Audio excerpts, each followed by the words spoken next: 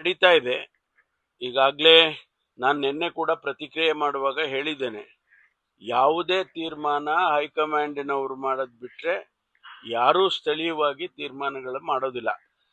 High command ಇಲ್ಲಿವರೆಗೂ ಯಾವುದನ್ನು ಕೂಡ ನಮ್ಗೆ ಯಾರಿಗೂ ಅಧ್ಯಕ್ಷರಿಗಾಗ್ಬೋದು ಅಥವಾ ಮುಖ್ಯಮಂತ್ರಿಗಳಿಗಾಗ್ಬೋದು ಏನಾದ್ರೂ ಕೂಡ ಅವ್ರು ಹೇಳಿದ್ರೆ ಅದು ಅಧಿಕೃತ ಆಗುತ್ತೆ. ಬೇರೆ ಬೇರೆ ಎಲ್ಲ ಈಗ ನಾನು ಮಾತಾಡೋದು ಅಧಿಕೃತ ಆಗೋದಿಲ್ಲ.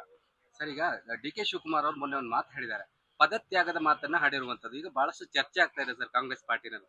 ಬಟ್ ಸಿದ್ದರಾಮಯ್ಯನವರು 17ನೇ ಏನು ಬಜೆಟ್ ಏನಿದೆ ನಾನೇ ಮಂಡಿಸ್ತೀನಿ ಅಂತ ಹೇಳಿದ್ದಾರೆ. ಬಟ್ ಡಿ ಕೆ ಶಿವಕುಮಾರ್ ಅವರು ಪದತ್ಯಾಗದ ಮಾತನ್ನ ಆಡ್ತಾ ಇದ್ದಾರೆ. ಒಂದಷ್ಟು ಗೊಂದಲ ಇದೆ ಸರ್ ಕಾಂಗ್ರೆಸ್ ಪಾರ್ಟಿನಲ್ಲಿ ಸದ್ಯಕ್ಕೆ. ಯಾವ ಗೊಂದಲನೂ ಇಲ್ಲ. ಆಸ್ ಆನ್ ಟುಡೇ ಮುಖ್ಯಮಂತ್ರಿಗಳು ಸ್ಪಷ್ಟವಾಗಿ ಹೇಳಿದ್ದಾರೆ, ನನಗೆ 5 ವರ್ಷ ಅವಕಾಶ ಕೊಟ್ಟಿದ್ದಾರೆ. ನನ್ನ ಮಾತನ್ನು ಕೂಡ ಇವತ್ತು ಮಾಧ್ಯಮದಲ್ಲಿ ಬಂದಿದೆ. ಅದು ಒಂದು ಭಾಗ. ಆದರೆ ಯಾವುದೇ ವಿಚಾರದಲ್ಲಿ ಹೈಕಮಾಂಡ್ನವರು ತೀರ್ಮಾನ ಮಾಡ್ತಾರೆ. ಹೈಕಮಾಂಡ್ ಬಿಟ್ಟು ನಮ್ಮಲ್ಲಿ ಏನೂ ನಡೆಯೋದಿಲ್ಲ.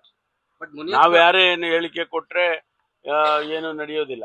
ಬೇರೆ ಏನಾರ ಕೇಳಿ ಅದ್ ಬಿಟ್ಟು ಕೆ ಎಚ್ ಮುನಿಯಪ್ಪನವರು ಎಲ್ಲ ಬೇರೆ